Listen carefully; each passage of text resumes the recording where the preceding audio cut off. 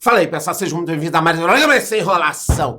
É o seguinte, galera, guarde o que eu vou te falar aqui. Com 25 anos de experiência, uma das maiores lições que eu aprendi: o investidor sempre será um eterno arrependido. Eu vou repetir, o investidor sempre será um eterno arrependido. Vai acontecer com você, acontece comigo e eu vou te explicar. E eu vou provar no vídeo de hoje, no final do vídeo, mostrando o preço de um ativo. Meu Deus do céu! Mas o que acontece é o seguinte: ou você estará arrependido de não ter entrado em algo ou ter comprado pouco, ou de ter entrado em algo e ter comprado muito. Você sempre vai estar arrependido olhando para qualquer ativo. Vou dar um exemplo. Nvidia.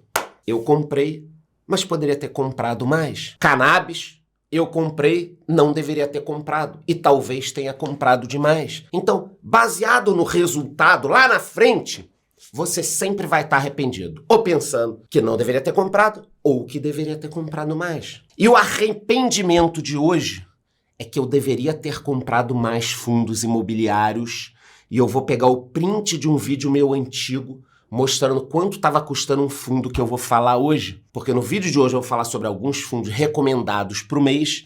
E eu achei um fundo aqui que eu falei, meu Deus, ali na pandemia ele estava custando muito pouco. Aí fui pegar um print meu e achei aqui. Então o vídeo de hoje está imperdível, você vai ficar até o final para ver do que eu me arrependi. Mas já guarde isso, você sempre vai estar arrependido e tudo mais. Mas no vídeo de hoje eu vou falar sobre alguns fundos que estão sendo recomendados e vou mostrar o que aconteceu, que eu deveria ter investido mais. O vídeo está imperdível, só que antes de continuar, você já sabe, se inscreva aqui no YouTube batendo no sininho e me diga nos comentários a seguinte questão: qual é o seu melhor fundo imobiliário? Não é a maior posição, não é nada, qual é o melhor? Quem está rendendo mais aí na sua carteira? Os 3 fundos mais citados, eu gravo o vídeo. E essa é a imagem, ó. Eu tapei aqui o preço desses fundos que vocês vão ver no final quando eu comparar quanto está atualmente. Então tem 2 fundos aqui que eu falei num vídeo de 2020 e que estão no vídeo de hoje. Eu vou comparar os preços. O número de investidores não para de crescer, estamos aí rumo aos 3 milhões de investidores, quase 2 milhões e 700. Eu estou falando nesse mercado desde que nós tínhamos 100 mil pessoas,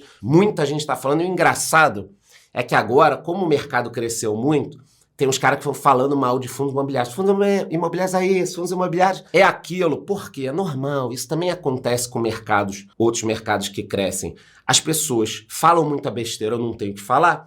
Você tem que ficar criticando o que dá certo para parecer que você é o cara diferente. O pessimista sempre parece mais inteligente, mas normalmente é o tolo. Então vocês estão vendo, coloca aí de novo produção na tela, quase 3 milhões de investidores em um dos melhores ativos que existem no mercado. O número de fundos imobiliários também está crescendo e tem todas aquelas vantagens que eu já falei. Você pode investir em bons fundos, em vários segmentos, ser sócio de um ativo imobiliário colocando pouco dinheiro, liquidez, não tem imposto sobre os dividendos, você pode fazer uma bola de neve. É um baita investimento. Normalmente, quando as pessoas querem falar mal, elas pegam uma média ruim, um ativo ruim, e aí querem te provar que o negócio não é bom. Eu posso pegar uma criptomoeda que caiu 99% e falar que o mercado inteiro de cripto é ruim. Como eu posso pegar alguma cripto minha que multiplicou por 50 e falar que é o melhor mercado do mundo. O cara fala o que quiser. É um mercado que tem muita liquidez. A gente vê aqui que nos últimos 12 meses nós temos fundos bem negociados, então dificilmente você vai ficar com dinheiro empatado no sentido de dificuldade de entrar e sair. Então, por exemplo, há muitos anos atrás, aí 5, 6 anos, se você quisesse investir 10 milhões no mês em FIIs, cara, você poderia ter algum problema de liquidez, dependendo do segmento. Agora não. Agora tem fundo pra cacete, então a liquidez está boa em muitos fundos. Eu já consigo investir com muito mais facilidade. Em abril, nós tivemos aqui os fundos mais negociados e eu vou falar sobre alguns fundos que a turma mostrou. Eu tenho gravado sempre vídeos de fundos imobiliários, então se você gosta desse segmento, quer ganhar dinheiro, quer criar essa bola de neve, eu gravei esse se ainda dava tempo, porque muita gente manda mensagem, vocês deixaram comentários legais, então vocês estão vendo, a gente olha os comentários, eu e meu time. Então deixa aqui nos comentários o seu melhor fundo imobiliário, que a gente vai pegar os 3, eu gravo um vídeo com os 3 mais citados aqui. Agora, o cenário não tá tão bom. Então, que notícia nós vemos essa semana? O mercado tá vendo uma piora da inflação, do PIB e principalmente dos juros. Quando saiu o Boletim Focus, o mercado deu uma desanimada aqui, né? Não sei também que animação que o mercado tava, mas tivemos uma piora em vários indicadores, inclusive na Selic, cara. Selic 10% esse ano. Ano passado a gente estava pensando que ia estar 8,5%. Agora já vai 10%. Então, assim, é um negócio que vai segurar os ativos, vai segurar as ações, vai segurar os fundos imobiliários. Qual o lado bom desse cenário aqui? Nós teremos mais tempo para realizar os aportes, o crescimento do mercado vai demorar mais liquidez, mais tempo mesmo.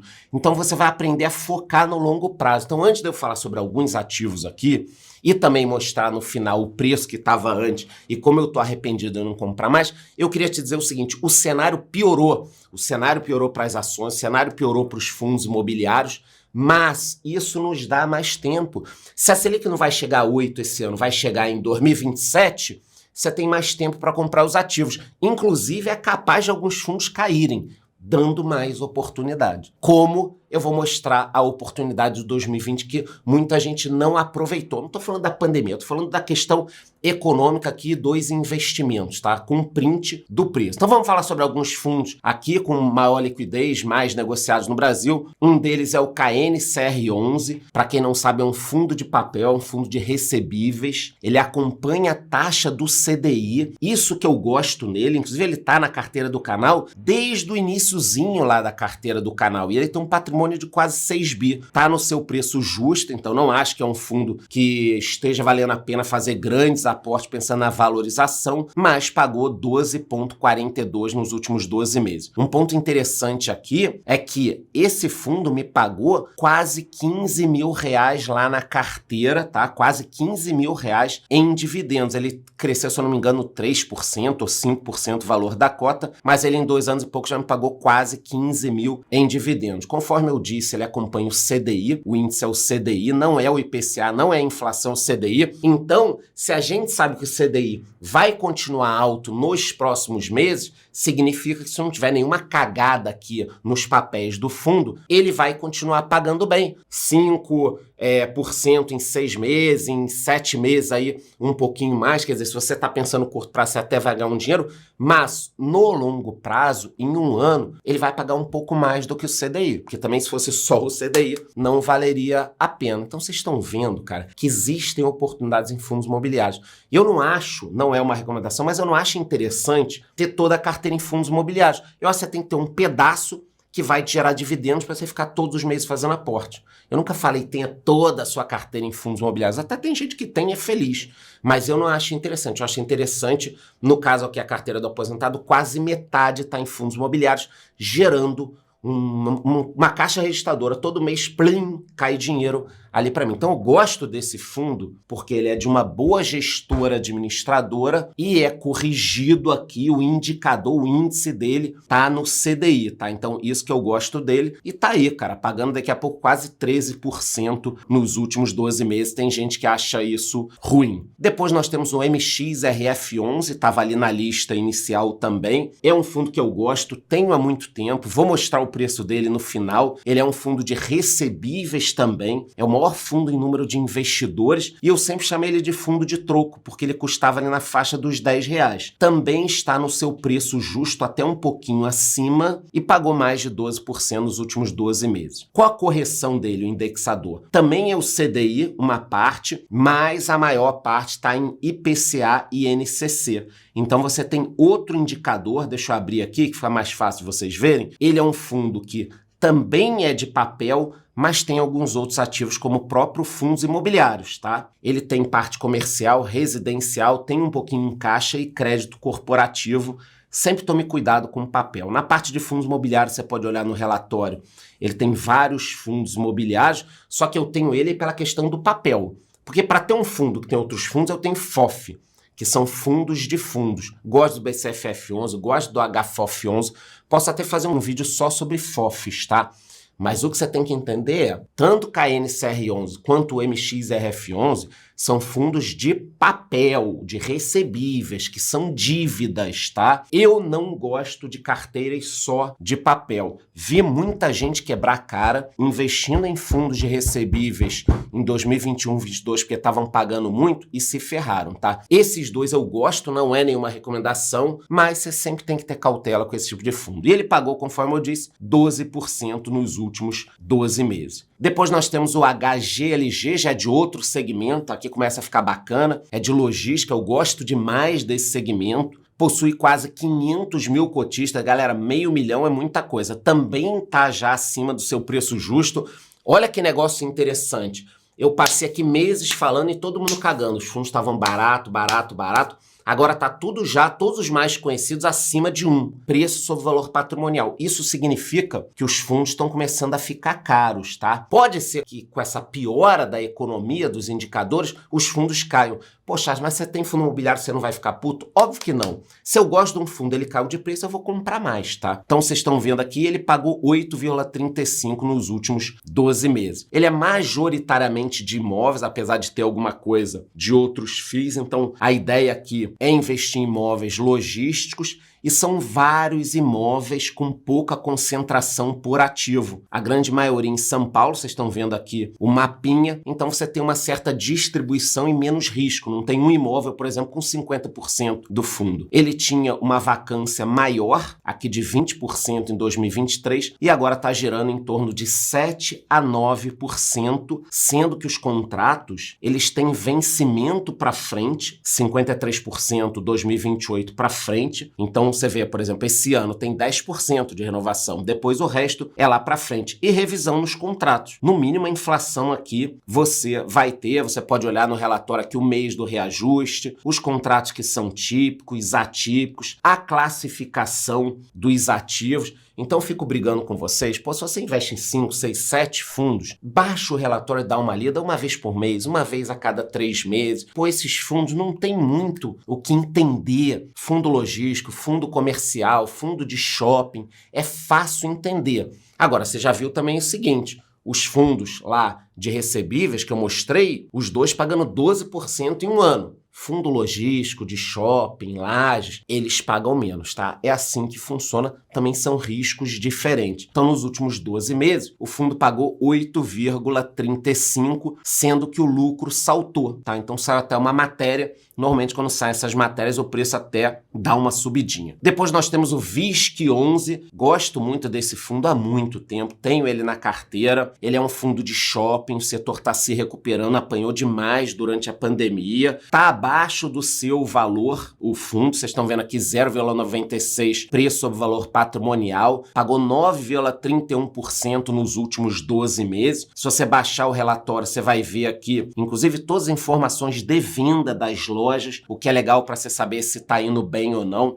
É um fundo que vem se posicionando, fazendo aquisições de novas participações. Então você tem que entender o seguinte, os bons fundos imobiliários não estão parados, fundos de shopping estão comprando, fundo de logística está comprando um galpão bem posicionado, fundo de shopping está aproveitando essa crise do país para comprar participação em alguns ativos. Então, quando você compra um fundo, um grande fundo, você tem que também procurar fundos com uma gestão ativa. E numa carteira, cara, não inventa moda. Ah, eu vou montar a carteira de fundo imobiliário com 5 fundos imobiliários, vou pegar vários fundos que ninguém conhece, mas que tem potencial. Meu irmão, você acha que se esses fundos que você está escolhendo tem potencial, ninguém conhece, ninguém ia estar comprando, ninguém ia estar olhando nada? Então, pelo amor de Deus, não inventa a roda. Eu vivo mostrando os fundos mais negociados, mais líquidos, que a turma gosta. Então, pelo menos a base de uma carteira tem que estar assentada em bons ativos, tá? A taxa de ocupação é muito boa, normalmente shopping é por aí, o shopping não pode ter uma vacância muito grande. Um outro ponto que eu destaquei aqui, ó, o aluguel das mesmas lojas, as vendas das mesmas lojas e o fluxo de veículo em março apresentaram um crescimento de 4%, 8,9% e 3,8% respectivamente. Então, o que quer dizer isso aqui? O ano está um pouco melhor do que o ano anterior em vários indicadores. Eu disse disse para vocês, são muitos shoppings, então o VISC é um fundo com participação em vários shoppings, não necessariamente tendo todo o shopping, às vezes ele vai ter uma participação num pedaço do shopping, tá? Mas vocês estão vendo aqui que são vários ativos, o que eu gosto também. Esses shoppings estão em várias partes do Brasil, 32% São Paulo, 14% Rio de Janeiro, depois você tem a coisa mais dividida, e são várias administradoras diferentes de shopping, não é uma administradora só. Se você quiser olhar, também tem um mapa com cada participação aqui, é bem distribuído.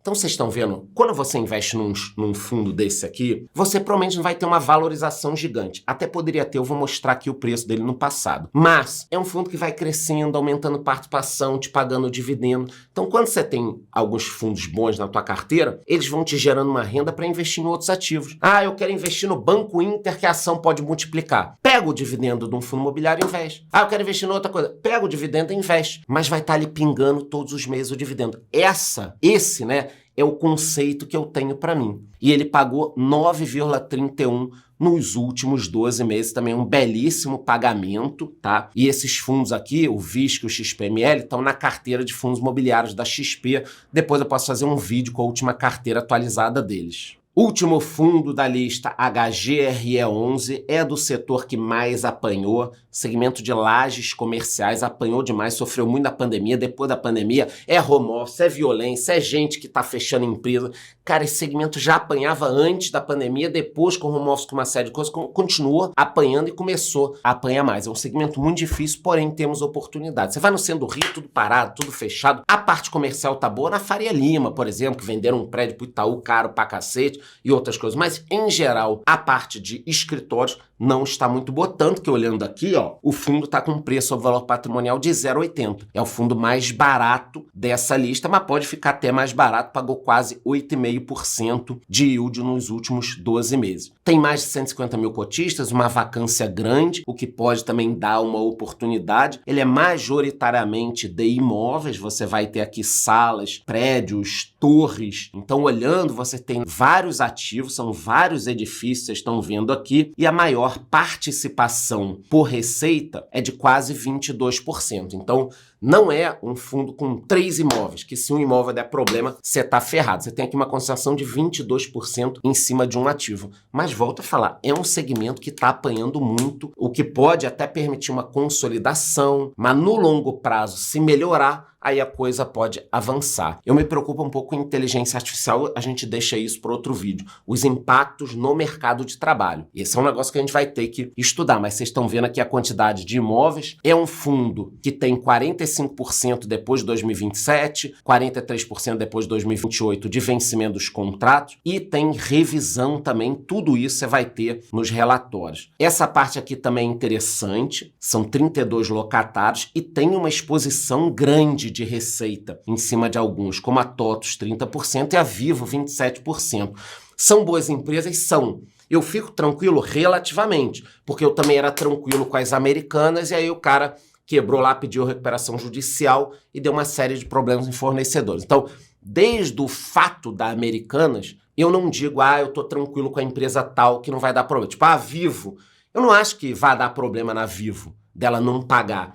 Mas depois da Americanas, meu irmão, não dá para achar mais nada, né? Então, conforme eu disse, são vários imóveis, a maior parte em São Paulo, você pode ver aqui a listinha, e pagou 8,46% nos últimos 12 meses. Vem melhorando, mas é um segmento complicado. Mas é interessante também falar desse segmento. Se você quisesse montar uma carteirinha, primeiro ponto é cuidado com o leão, imposto de renda. Eu tenho um workshop completo, um curso dentro da minha comunidade de investimento. Então, cara, quer fazer o seu imposto de renda? Aprenda lá na minha comunidade e se você não sabe investir, você também vai aproveitar. Fechando a listinha, nós falamos aqui de segmento de papel, logística, shopping e lajes comerciais. Então seria uma carteira diversificada. Praticamente todos esses fundos subiram menos o de laje nos últimos meses. E quanto custaria montar essa carteira? Bom, custaria em torno de 500 pratas. Por quê? Porque boa parte desses fundos aqui tem a cota cara acima de R$100, tá? Mas nós temos fundos como MX, RF11 com cota na base de R$10. Agora vamos ver o seguinte. Curiosamente, eu falei sobre 2 fundos dessa lista num vídeo lá em 2020. Vamos ver quanto esses fundos estavam custando? Olha só, o MXRF11, que hoje está R$ 10,37, estava R$ 8,18. Mas esse não é o pior. O pior é o VISC11, cara. Olha que loucura. O VISC11, que hoje está custando R$ 121, estava por R$ 61. Ah, Charlão, você não comprou? Comprei. Mas eu tô arrependido de não ter comprado mais. Seria risco? Seria. Mas, caralho, olha isso, R$ 61, agora tá 122, praticamente. Fora que, nesse período, ele pagou muito de dividendo. Então, ele praticamente aqui dobrou e ainda pagou um caminhão de dividendo. É por isso que eu mostrei para vocês. Eu espero que vocês concordem comigo. Me diga nos comentários. O investidor não é um eterno arrependido. Ou comprei demais, ou não comprei pouco, deveria ter comprado mais. O investidor é um eterno arrependido. Eu estou arrependido aqui de não ter enchido o meu caminhão de VISC11, mas faz parte, não é uma recomendação. Falei rapidinho sobre vários fundos, vou falar mais. Antes de ir embora já sabe, se inscreva aqui no YouTube batendo no sininho e me diga aí nos comentários. E aí, bichão, qual é o seu melhor fundo imobiliário da carteira? Eu prometo que os 3 fundos mais citados eu vou gravar vídeo aí. Se gostou, curte o vídeo, curte o canal, bate no sininho.